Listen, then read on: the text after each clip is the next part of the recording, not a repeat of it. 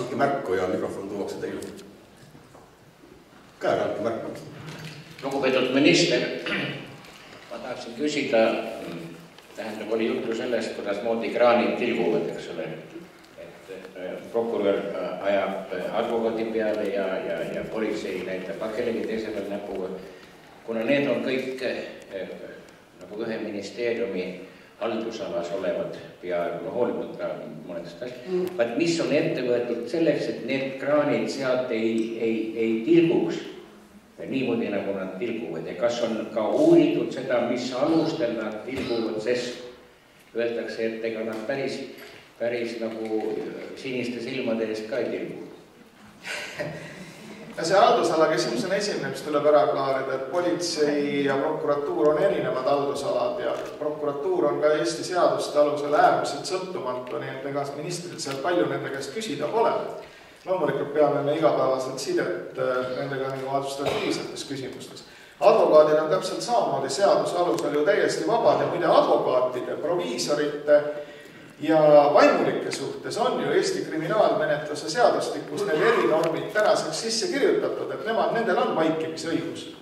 Nende käest ei tohi nende kliendi suhte puhul mitte midagi küsida. Neil on õigus tunnistamisest keelduda. Veel kord korra. Arstid, proviisorid, vaimulikud, audiitorid olid ka. Ajakirjanike kohta ei ole ühtegi sõna. See, et see on seaduse auk, seda on teadnud mina, minu eelkäijad 90. aastate keskpaigast peale, sellest momendist peale, kui ringhäälingu seadus vastu võeti. Kõik teadlikud, et see on seaduse auk. Ja keegi pole julgenud minna selle torkima. Ehk Tammsaare sõnadega, et kui sa Jumala vastu tahad minna, pead sul 3 rubla taskus olema. Jumala eest minul need 3 rubla on. Minul on 3 rubla. Ma ei sõltu sellest. Mind võidakse kontorist minema lüüa, ma ei jää nälga. Ja sellepärast ma leian lihtsalt, et minu püha kohus on see asi ära klaarida. Selle kohta on ju kirjutatud analüüse, mida iganes, eks ole. See tuleb ära teha. Teine asi, mis on oluline asi, on 2004. aastal parlamendi menetluse käigus võeti Eesti karistusseadustikust välja 2 koosseisu. Solvamine ja laim. Ja minu arvates oli see õige otsus, sellepärast, et enamus maailma tsiviilühiskondi liigub selles suunas, et karistusõigusega sellist au ja väärikuse kaitset riigid ei kaitse, vaid see on puhtalt tsiviilkohtu menetluse asi. Ja nii ta on ka Eestis. Aga mis unustati 2004. aastal teha, oli ühe võlaõiguse paragrahvi kohendamine. Ja mis on juhtunud, on ju see, et nende au ja väärikuse kaitseprotsessides peavad isikud, kes oma au ja väärikust lähevad kaitsma, tõendama oma kannatuste rahalist olemust. Ja see peab hagiavalduses kirjas olema.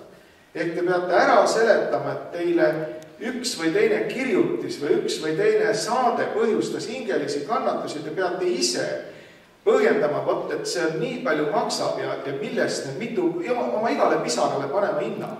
Ja siis hagiavaldus antakse teisele poolele ju kätte, eks ole.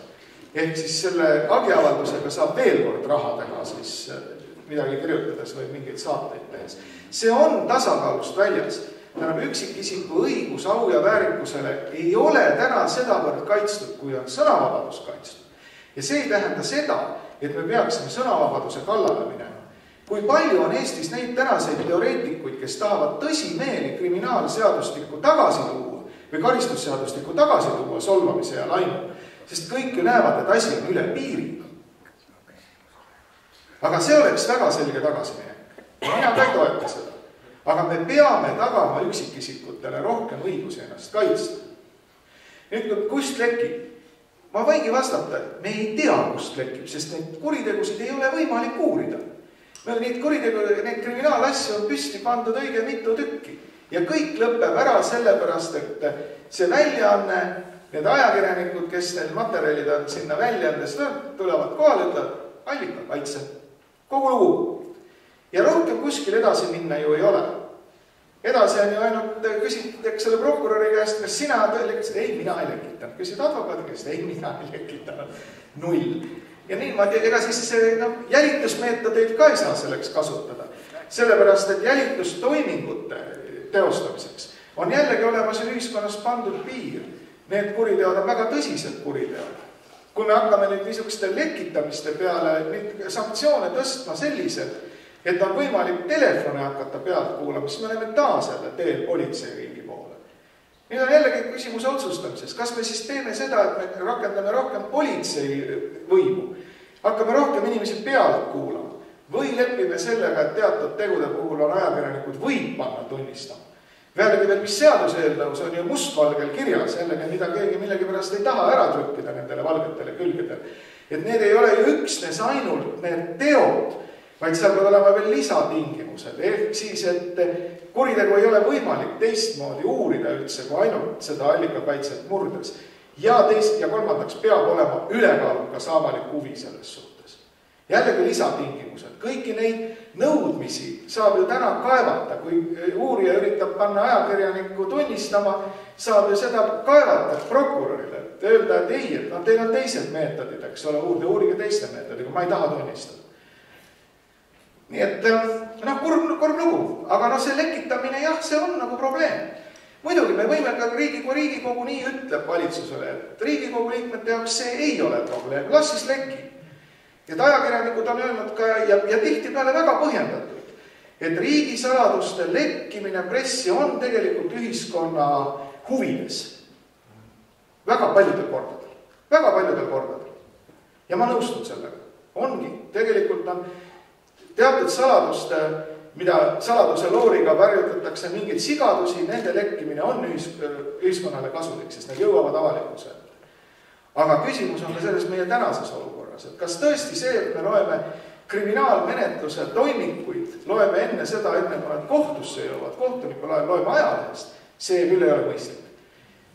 Veel üks oluline ühiskondlik väärtus, mis on ka ju põhiseaduslik väärtus, mis on õhtumaa väärtus, lääne kristliku kirikuruumi väärtus, on süütuse presumptsioon. Mitte kedagi ei saa käsitleda kuriteos süüdi olevana enne, kui on jõustunud kohtuotsus. Mis meil toimub? Kui palju on neid inimesi, keda on siin solgutatud ja mõnitatud. Ja nii nagu ütleb keegi Luige nimeline, eks ole, minu vana sõber, et kuna riik ei suuda neid inimesi süüdi mõista, jääb vaid meediapeks.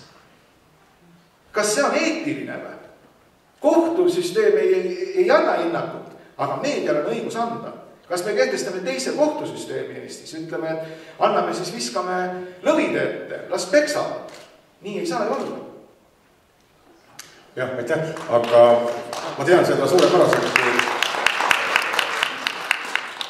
väga minister ütles, et kõik ütlevad, et ei leki kusagil ja minu jaoks on see probleem just selle sama koha pealt, et ma tean, kus koha pealt see tuleb, sest ma ise söön ja joon seda informatsiooni ja ajakirjanikuna olen ma sellest eluliselt huvitatud, et tilguks ja lekiks.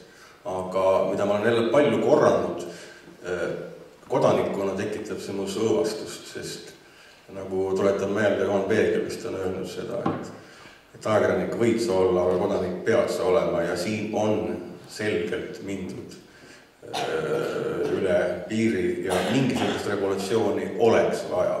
Aga ma rõhutan, et ma olen ka nõus ise vangi minema, kui see vaja on, sest ma tõesti tegelen sellega peab iga päev, aga ma tean erinevalt sinust konkreetselt, kuna ma ise saan ka seda. Aga õige.